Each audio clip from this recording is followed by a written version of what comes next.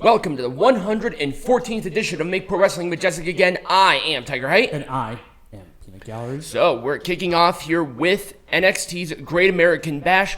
Overall, I'll give it a show an Orange Cassidy thumbs up. But let's do our first match, which was for the NXT Tag Team Champions. Gallus defending against Stacks and Tony D'Angelo. Yes. So, I really liked the match. The crowd was super into it. Mm-hmm. It's so weird how Tony D'Angelo became babyface, and I thought it was a fun opener overall. Yeah. I mean, is there anything else that you have to say? No. It was bada boom, bada bing for the D'Angelo family to win the titles. I thought that was great. That's a good move. Yep, it was a very good move. They were way too popular to not be champions. Next match, Weapons Wild. I was kind of disappointed. Roxanne Perez taking on Blair Davenport. Yeah, Orange Cassidy thumbs up. Of all of the matches that I've seen Roxanne Perez have within NXT, this one was by far her worst. Mm-hmm.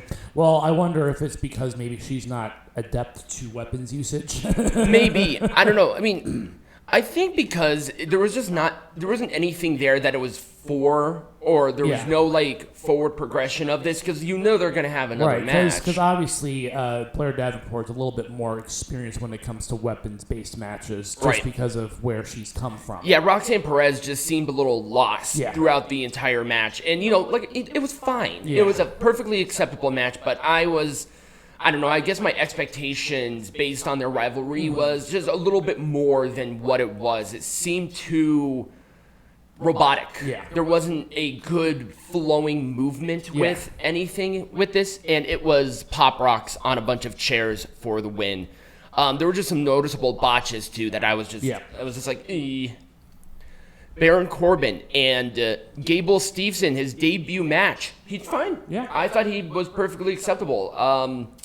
People need to chill out with him because they essentially turned on him immediately and yelled, "You're not Angle." It's like, just because he's an Olympic gold medalist does not mean he's Kurt Angle. Right. And I'm sorry, that's just how they want to present Gable Steveson right now with this. They want to present him as the next Kurt Angle, essentially. Right. The popular gimmick. Yeah. He's perfectly suitable for the role. I like Corbin's presentation now. I like his new theme song. I thought it was really cool. Yep.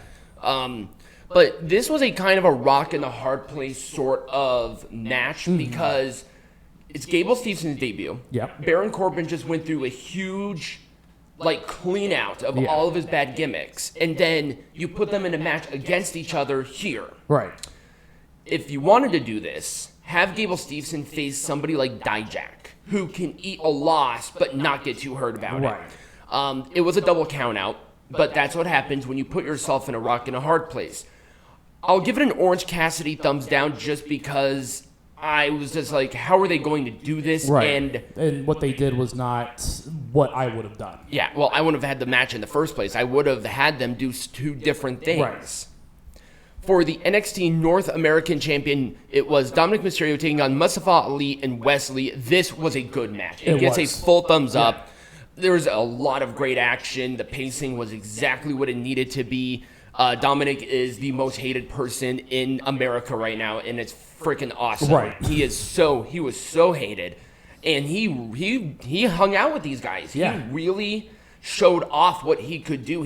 I love seeing Dominik's evolution as a wrestler and as a character. Yeah. It's look at him now. It's insanity on where he is now compared to what he was when he started. Right. Yeah, it's just crazy. Finally, it took him long enough. It was a frog splash for the win. He retains. Good match overall. Hooray. For the NXT Women's Champion, in a submission match, we have Tiffany Stratton defending against Thea Hale. Thea Hale is not even 20 yet, and she is in this position. Right. That's crazy. It felt very weird. It was. It felt weird. It was a submission match. Yeah. These two are too inexperienced to be leading a match. Yes. That's what I'm going to say, is that they do not have enough. They need to be put with people who are more experienced. Yep.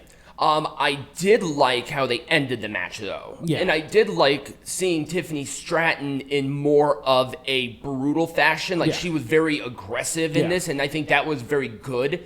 And how they played, It was build up right. to that aggressive single leg Boston Crab, and Thea Hale didn't even tap. It was a throw in the towel by Andre Chase for the retention. I like that part, but other than that, they're just not quite there. No. Orange Cassidy thumbs up though. They put in the effort.